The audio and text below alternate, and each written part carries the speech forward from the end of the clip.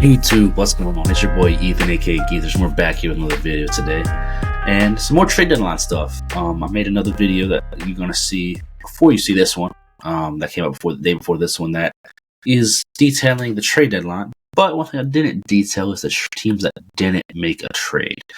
This video is mainly going to be about one team in particular, the Chicago Bulls. But first, before we dive into them, I'm going to dive into a couple of the other teams that didn't make trades. That some teams maybe thought should have, but I'll talk about them and talk about maybe why they could have made trades but didn't necessarily have to. Before we get started, go ahead and y'all subscribe to this channel.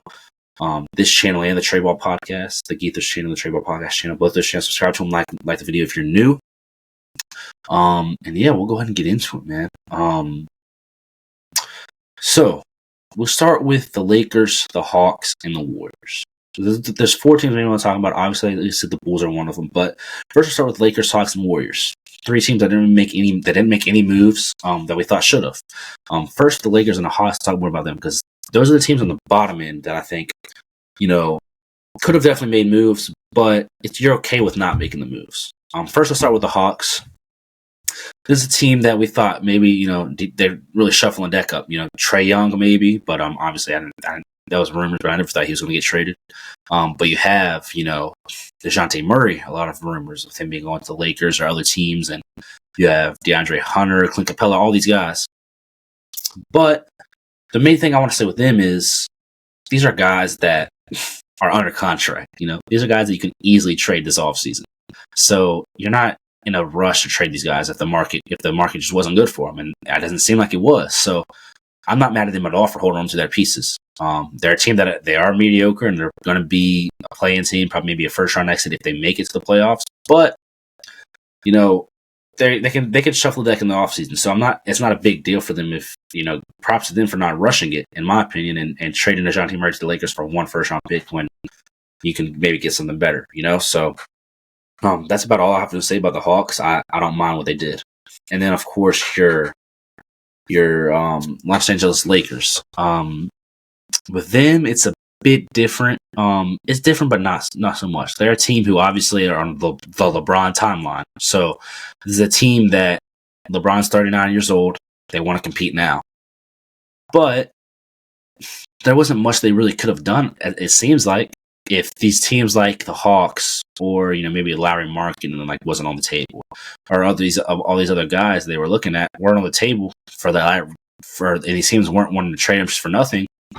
What much could you have done? They only had one first-round pick to trade, and maybe they could have gotten involved with multiple seconds or stuff like guys like Bojan Bogdanovic. But, they didn't have a young player like a Quentin Grimes to give up for Bojan Bogdanovic. So it's not like they really have the pieces to make stuff happen. And I don't mind them not really doing much. They picked up Spencer Dinwiddie, of course, in the buyout market, but we'll see how that goes for him. But I don't think it's going to be it's not a difference maker even if he is really good. And he hasn't been good this season at all, so I'm not expecting much out of him anyway. But for their thing is too, their contracts that they're talking people trading. Not a lot of people wanted D'Lo, but he can still be traded this offseason. You have Austin Reeves that could be traded this offseason. And this offseason, you have three tradable first-round picks instead of only having one. So if you still want to go get DeJounte Murray, you actually have the assets to get him now. So I don't mind them waiting until the offseason either. That's probably what Rob Pelinka is thinking. Like, hey, I have two more first-round picks to work with this offseason. I can actually go make something happen now. So that's why, like I said, I wouldn't have minded if they made some trades around the edges, but also they didn't have much they could have done. So I'm glad they didn't rush and trade their first-round pick for something less than a DeJounte Murray, And then moving on to the next team is the Golden State Warriors. Now, this is a team I think should have made a move. They're not as bad as the Bulls, but, why did we get off the Chris Paul contract, Because this is a team who's not even in the play-in right now. And they've been better since Draymond came back, but, you didn't trade Clay to anybody. I don't think Clay's coming back this season. So I think you should have tried to trade Clay. Andrew Wiggins, he has no value, so I'm not surprised he didn't get traded. But the Chris Paul contract, I feel like somebody would have bid on Chris Paul and bought him out. You got to have gotten something. So I think it's a little odd that they didn't make any trades. And I just think that it's really gonna, Mike Dunleavy Jr. He's going to be in a handful, and he's going to have a handful this offseason. And Klay Thompson's probably gone. I think they probably won't make the playoffs.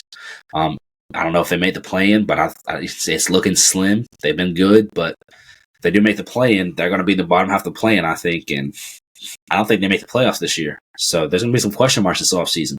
And I think you could have helped with some of those question marks by trading some of these guys and getting something out of them for some of that, like Klay Thompson's expiring deal, Chris Paul's expiring deal. So interesting to see. I'm very surprised that Chris Paul didn't get traded, but maybe they think once Chris Paul comes back from injury and they have Draymond back now that they can make a run. So maybe they do, but I don't really see it. And moving on to the bulk of this video, the Bulls, man, the Bulls. The Bulls are a team that not made a trade since 2021, since they really made all these moves happen, and they're a team that could have cashed out, I should say. They could have really cashed out this trade deadline. They could have traded 1, 2, 3. They had four guys right here that could have really gotten them some stuff. Maybe not 4, maybe 3, because Zach LaVine is one of those guys I'm thinking of, but he's injured, so I don't know who would trade for him. So I'll take Zach LaVine out of that. Zach LaVine probably wasn't getting injured. He's a hefty contract, like 2027, and he's injured right now. So we'll take Zach LaVine out of that. And we know he's out for the rest of the season, of course. But DeMar DeRozan is a guy that you can't convince, even though he's still averaging 22 a game this season. He's still not his best season by any means, but this is a guy that I guarantee contending teams were calling about, and he's an expiring deal. You weren't going to get the value of DeMar DeRozan back, of course, but he's an expiring deal who is not coming. He's 34 years old, so he's not coming back this offseason. I don't think there's any world where he comes back unless the Bulls just give him way too much money. And that's the case, and that's a mistake as well. They need to embrace this youth movement. Kobe White leading the way, and just full on reset it. This what they have going on. It was fun for the first 40 games of that season, but it hasn't worked. It's just not working. And Lonzo Ball, who knows what he's going to be whenever he comes back. Zach LaVine injured for the season. There's no point in keeping this going and being a playing team. Maybe getting to the first round and getting swept by the Celtics or the Bucks. It's just it doesn't make sense to me.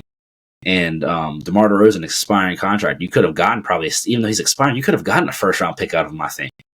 I believe a contending team would have bid at least one, and then you could have gotten 2 first round picks probably out of Alex Caruso.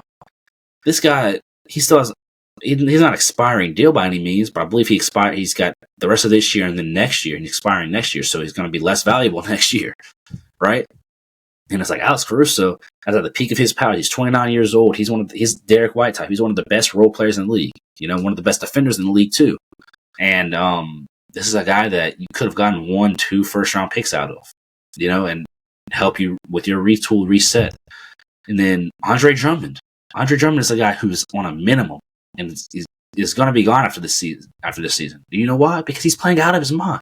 He's been playing some really, really good basketball, and I know contending teams will call on to get him because they would love him as a backup center. You could have gotten probably a first round pick out of Drummond, because even though he's expiring at the end of this deal, even if not a first round pick, multiple seconds at least, and maybe an okay young player. Because this is a guy who, even though he's on an expiring deal, he's going to get paid by somebody this offseason to be their backup center. He's not going to be on a minimum anymore. And this is a guy that you could have gotten in to really, you could have gotten some value out of him for a guy that you had signed for nothing, right? And he's not going to be back next season. I don't think DeMar DeRozan's going to be back next season. Alex Caruso will be, but if you do end up trading him or just letting him play out his contract, you're not going to get as much value as you could have just gotten for him. So we're talking, I'm going to say 4 first-round picks they left on the table.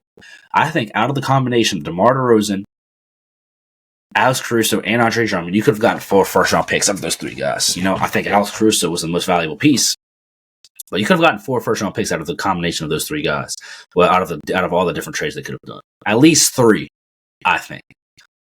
3, even if it is 3 first-round picks, and maybe some young players out of all that for guys that are probably going to walk at the end of the season. Drummond and DeMar DeRozan are gone. So why are we holding on to them? And it seems like their front office, they want to try to compete or whatever, but you're just putting out mediocre. You're putting mediocreness out for your fans to see. We know we're not making it past the first round. We know that's not happening. So why keep doing this? And it's frustrating. I'm not even a Bulls fan, but like if this was my franchise, I'd be so mad, And it's just tough because now they're going to be even be a worse team next season, but they didn't get the assets that they could have gotten. So I think it's bogus. I think it's wild that your front office does that, and very, very poorly ran.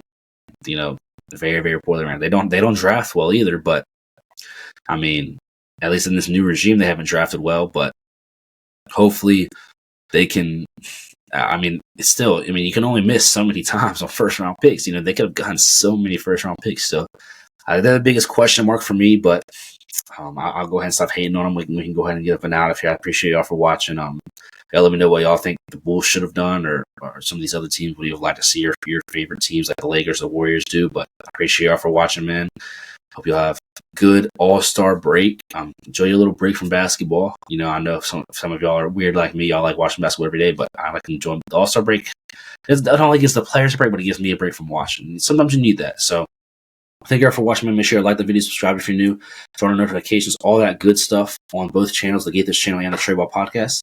I appreciate y'all. It's been a pleasure. Peace.